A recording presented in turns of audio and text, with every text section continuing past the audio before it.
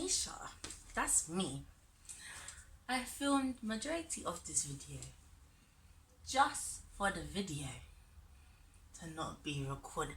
Honestly, I pressed record and then the phone wants to come and tell me how, like when I stood up to like pause, lucky something told me to stand up, and it said, oh, not enough storage, pardon. No, you lot better like, subscribe, comment, because I've had a flu since Sunday. Now this phone, if you lot, you lot better do everything in your power. Share everything, because your sis needs support. Because this is stress, you know. But anywho, hi guys, welcome back to my channel. Love it. But yeah, so as I said, I've had a flu, whatever. But I wanted to stay consistent. Can't see consistency. I want to stay consistent, and so remember how I said I'm gonna try to do videos every 2 weeks. This is every 2 weeks now. So what it do? But so remember what another thing I said was I'm going to be doing videos that people ask me to do. So here we are. Today's video is about happiness, finding happiness. What is happiness? Is happiness a thing? How to be happy, and my definition of happiness. So yeah, I hope you enjoy. As I said, like, comment, subscribe, share, and let's get into the. Oh wait, seeing as we're happy, let's bust a happy topic. Your girls graduated. 2 weeks? 2 weeks? I don't even know, but I'm graduating with a law degree with honours, and I can only give thanks to the Most High. Amen. So yeah, let's get started. You're not gonna lie, I had to ditch the pillow and do a little, what's that, outfit change, but hear that, subscribe, like, watch, comment, thank you. So yeah, I actually planned this video ages ago, like 3-4 weeks ago, when I was asked. And what I done, I asked people on Insta and Snapchat to give me their definition of what happiness, true happiness, means to them. And let me read out like what some people said. So there was being content in every aspect of life. Let me actually check if it's recording this time. Yeah, being content in every aspect of life. Napping, you know who you are, you said that, napping. Genuinely being happy, no problems in life. Feeling loved by others and God, and also giving that love back. Feeling secure even if life around you might not be. Being surrounded by people you love and knowing that those people are happy and content. Purely being content, no worries, no anxieties. It doesn't exactly mean excitement, but it means I'm calm and I appreciate it all. Satisfaction coming from discovering and chasing after your individuality, being secure in your uniqueness, and most importantly, loving yourself and others. Not having any weight on my shoulders, nothing holding me back from pursuing my dream, a partner I care for, and a clear mind and feeling free like a dove. And last but not least, being able to lay down at night and sleep with a smile on your face. So, as I said, many of those definitions are pretty similar. So, wow, it's hot. What I'm going to do is give you like my perspective on happiness, but in a different way. So I'm going to give you components that I believe lead to happiness.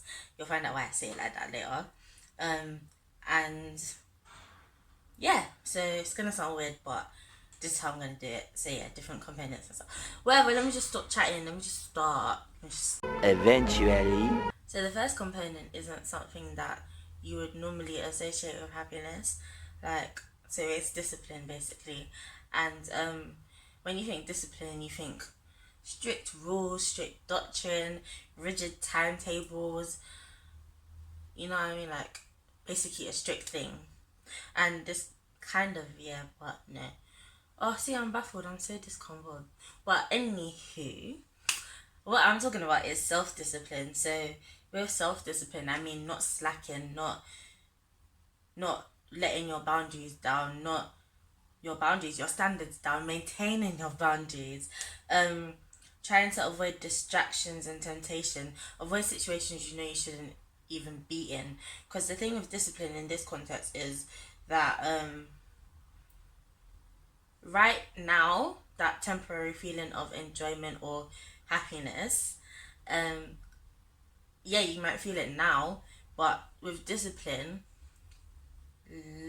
later on you can avoid those feelings of regret and guilt and whatever because you were able to have self-discipline and what's the word, temperance, moderate, all those things basically, and um avoid situations or problems or things that you shouldn't even be in. Another part of discipline and like self-discipline especially is being able to accept constructive criticism. So things like, I don't know. So say someone came to tell me my YouTube channel and they told me, oh, I feel like you should change the intro, or I feel like this should be done better, or some, I don't know. That might hurt your feelings or whatever, but they didn't intend for it to hurt you. And instead of being like, oh, you can't tell me what to do, who are you, I don't know you, da da da da, as a person that's self-disciplined and self-aware, see how I slid that one in, it's like you take that on board and you think, if someone's telling me this or several people are telling me this, maybe I should adapt my character. Because you know, sometimes there are aspects of our personality that we don't even realize exist or that are there, and these things need to be changed. Even Proverbs 12 verse 1 says, whoever loves discipline loves knowledge, but whoever hates correction is stupid. So basically, Tanisha says, with discipline comes improvement. With improvement, you see progress. With progress, you feel like you're getting somewhere, which in turn leads to a more positive mentality. Hence why I said discipline is a very important, probably one of the first components. If we were doing rankings, yeah, I'll put it as number one. The next component, or aspects of happiness, is contentment. So, from people's own definitions that I asked, many of them, including the ones I read out, they said contentment. And I was actually really happy when they said that because, you know, I was happy, shocked that some people actually said it, but happy at the same time. So yeah, contentment, if you don't know what it is basically being satisfied with what you have. It's not a bad thing to want more or to want better, but when it begins to consume you and like you forget where you came from or you forget the foundation and you start to be ungrateful, it's like, of course you're going to be unhappy.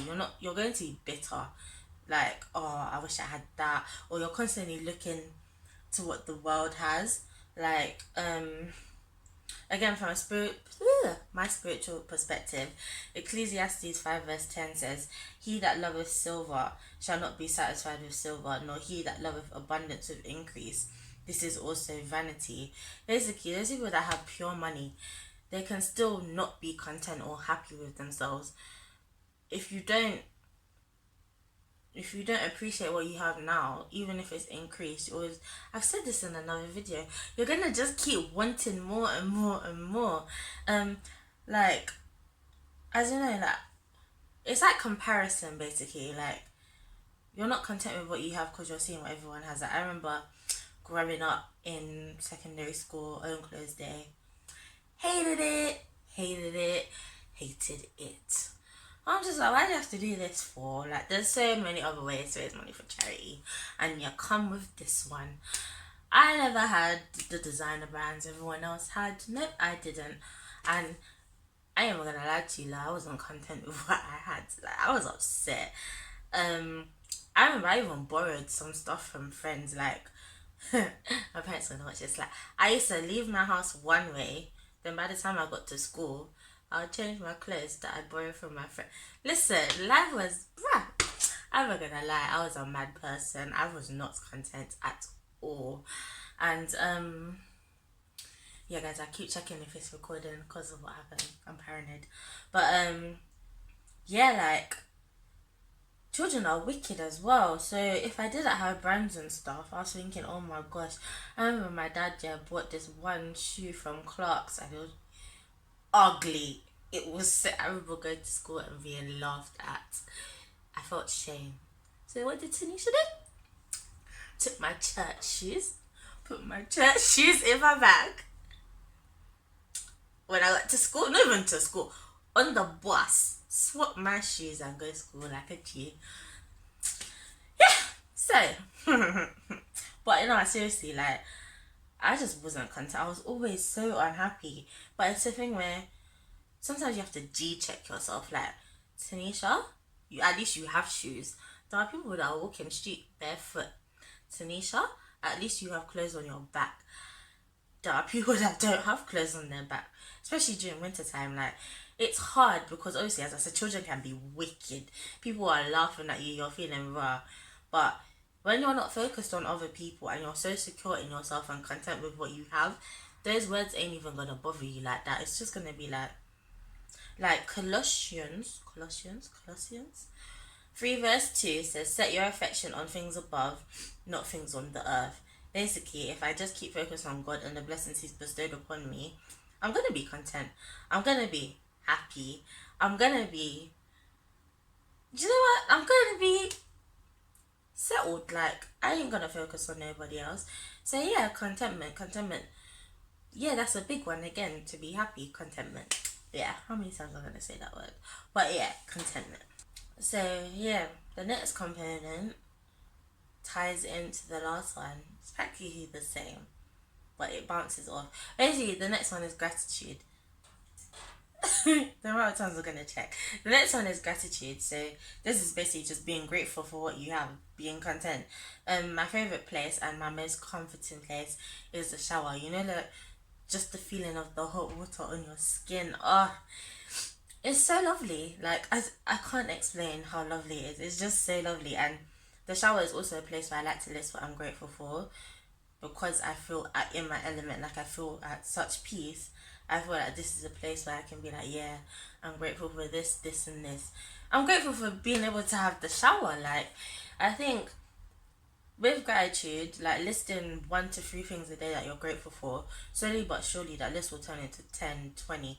It could be the smallest of things, and you'll actually see a difference. Like in my last video, I spoke about cognitive distortions, one of them being overgeneralizing. And by the way, go check that video out, leave it in the link below, leave it in the box below. So with that video I spoke about overgeneralizing, and with overgeneralizing we tend to pinpoint the bad things, and with that one bad thing or 2 bad things we think, oh my gosh, my whole life is bad, my whole life is horrible. And it's like, no, when really there are actually things that are going right, but you're just choosing not to focus on those things. But once you start to do that, like even throughout the day when you're eating, giving God thanks for your food, or just giving thanks for, if you don't believe in God, just giving thanks that you have a meal, like being grateful that you have a meal. The fact that you got home safely, the amount of people that ain't getting home safely, it's actually, the numbers are very high. Things that people just don't think about every day that we actually take for granted. And I'm telling you, like, slowly but surely you're gonna be like, rah, like, there are actually things going well, and you can be happy. So yeah, exactly. So the next one I want to say is very important. Do you know, forget what I said was number 1 before. Discipline, in it. This one is number, forgiveness and love. It's 2 but it's 1. Like, listen, in John 15 verse 12, Jesus commanded us to love one another just like He loved us. Honestly, when you can't forgive someone, that's basically hatred. And hatred is not a good thing. I'm not even gonna lie to you, I struggle with forgiveness. I'm currently struggling with forgiveness. But it's a process.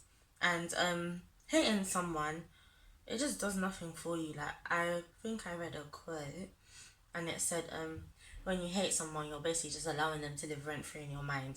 And I always tell people forgiveness is for you, it's not even for the other person. Because when you hate someone, do you know how much energy that takes? Do you know, hating someone actually has negative effects on your health as well, both physical and mental. Depression, anxiety, stress, increases blood pressure, increases your risk of heart attack. If you don't believe me, go and research it, because it's true. Like, I researched it, and so can you. It's true, I researched it. You know, some of the bars I come out with, sometimes I actually think I could be one of those salespeople on TV and adverts, or then people that write jingles. You also listen to jingles, like on the radio or something, like washing machines, go long, go, whatever. Anyway, so yeah, forgiveness. Yeah, and I think even harder is forgiving yourself. Me and my friend are actually talking about this every day. No, every day. The other day, me and my friend were talking about forgiving yourself, and it's like, I think it's harder because it's us. Do you know what I mean? Like, it's so easy to be so self-critical, but I'm here to tell you that every day you wake up is it's a new chance to start again. And I'm not gonna come and lie to you. You can't just wipe the slate clean, because sometimes you actually do have to face the consequences of your actions. But even then, you can learn from that. You can move on from that. You don't need to allow that to consume you, to define you. Yeah, you made the mistakes. We all make mistakes. We all do bad things, whether great or small. They're bad things. They're all equal. Do you know what I mean? And lessons are made to be learned. So once you've learnt your lesson, forgive yourself, pick yourself up, and move on. Like, if God can forgive us, why can't we forgive ourselves? Do you know what I mean? Yeah. The next component is accepting reality. So remember the people, when I asked for their definitions, many people said that happiness to them is not having problems, being able to sleep at night or something, with like not having a care in the world, just being free. And in a way, that is happiness, but it's not the happiness that I'm going to tell you about. But it is happiness. But a way to that happiness I want to tell you about is accepting reality. Accepting that bad things are gonna happen in life. I keep forgetting if I press record. Bad things are gonna happen in life, and it's inevitable. It's inevitable because it's a consequence of sin, and the world is full of sin. So the world is full of bad things. Bad things are gonna happen to you. Bad things are gonna happen to me. I'm saying it like it's easy. It's not, and I know sometimes we like to break down and cry, but we need to accept that there are going to be bad days. But you can't have a bad day or a bad moment and turn that into a bad forever. Does that make sense? Like, this happens, so, oh, my life is bad. Do you know what I mean? And I think once you accept reality, you can help yourself. You can make plans where, like, events that are foreseeable, or certain things that are foreseeable to happen, you can have plans in place and action plans to help you get through that, or to even avoid that. Obviously this can only work with foreseeable things. So I remember when I was doing cognitive behavioral therapy, I keep referring to this because I think it was like the best one out of all of the therapies I've been to. Best one. But yeah, when I was doing cognitive behavioral therapy,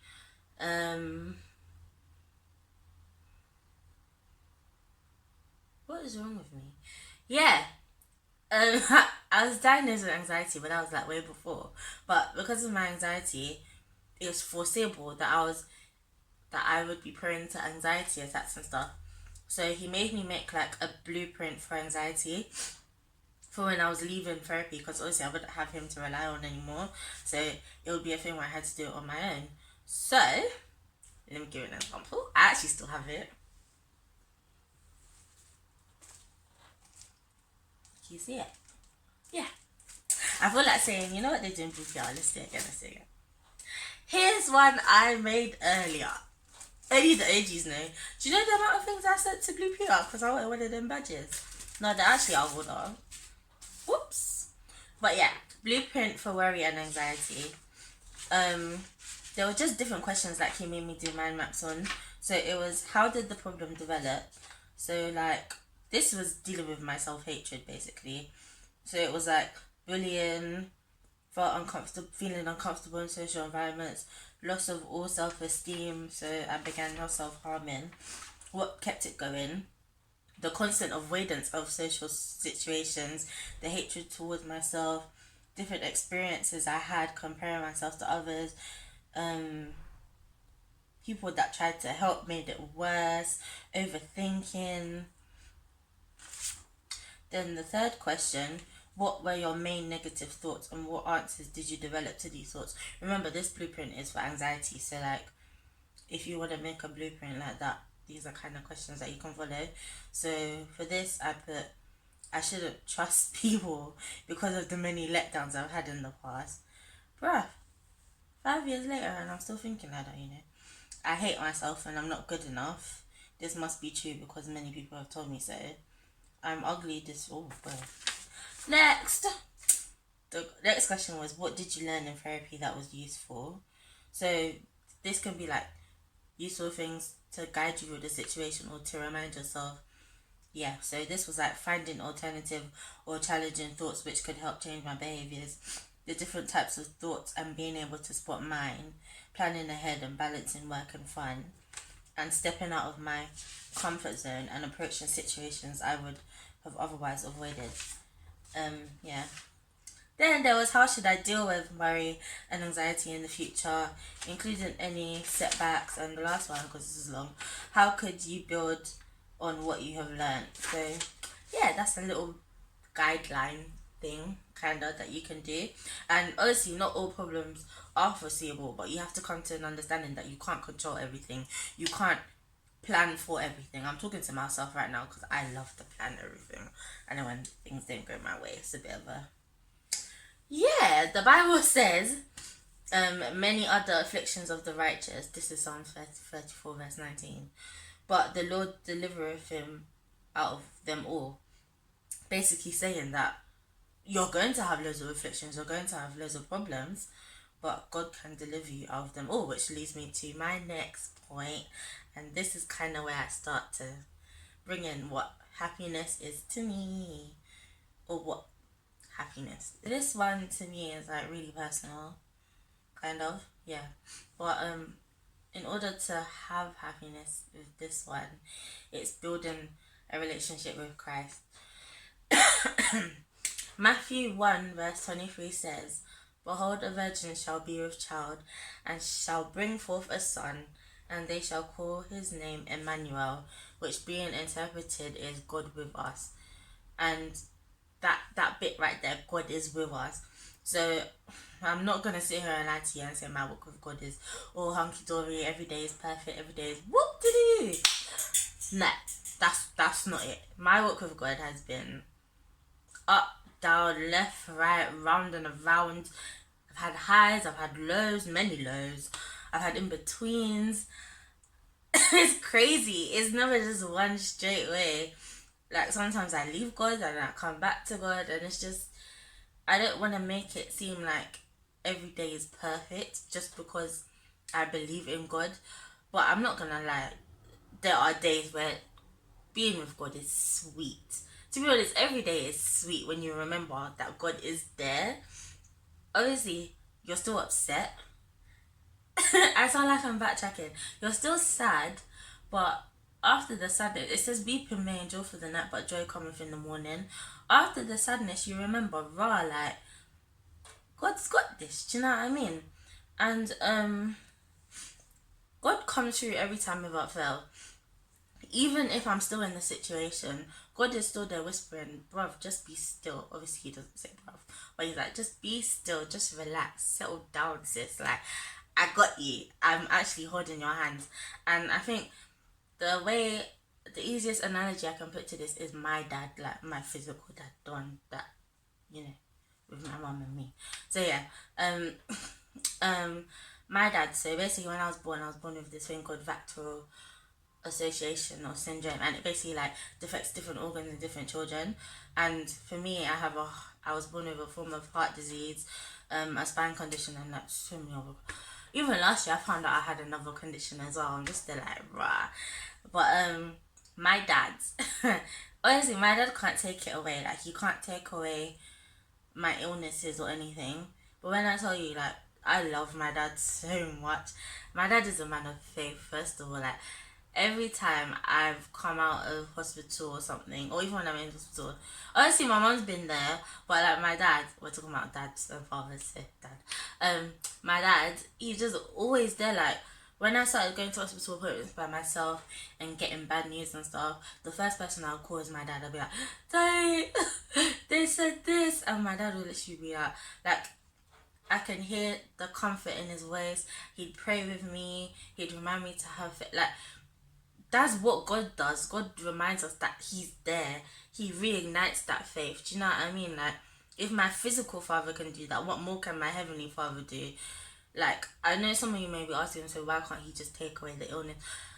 There are sometimes God allows things to happen for a reason. And remember Job accepted this. Job said, though he slay me, yet still will I praise him. And yet I will praise God. Yeah, I've had these illnesses for 21 years plus, but it's like, do you know what I mean? Like, I'm still able to smile. I'm still able to use my illnesses to help you guys and even other people when I talk about it. It's a testimony. Sometimes bad things happen so I can help others. It's not always about myself. Does that make sense?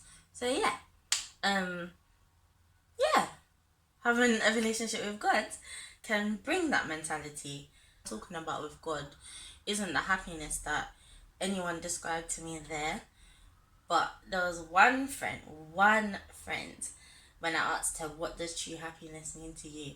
And oh my gosh, she hit the nail on the head. I'm telling you, I couldn't stop smiling. I was like, oh my gosh, she got it. She was like, happiness is a fickle emotion that passes. However, joy is what she would prefer. Joy is long-lasting peace and positivity despite circumstances. Remember what I said, weeping may endure for the night, but joy cometh in the morning. The way I smiled when I saw that relationship with God, that's not happiness. That's joy. Because happiness, as you said, it's a fickle emotion. Happiness can be influenced by what's going on around you. You can feel happy this day, sad this day, but joy is sustainable. Joy comes when you plant your joy in something that's sustainable. And for me, that sustainable thing is God. Not a thing. That sustainable being. That sustainable... My joy coming from the Lord. Do you know what I mean? Like, it doesn't move once grounded in something solid. Paul put it best, yeah, when he said in 2 Corinthians 4 verse 8 to 9, we are troubled on every side, yet we are not distressed. We are perplexed, but not in despair. Persecuted, but not forsaken. Cast down, but not destroyed. In other words, or in my words, we may not be in the happiest of situations, but we still have joy because we are being sustained. And who is sustaining us? Oh, well, I don't know if you believe. But I know my God is sustaining me. And with that, that's what I meant when I said happiness. Forget happiness, it's joy.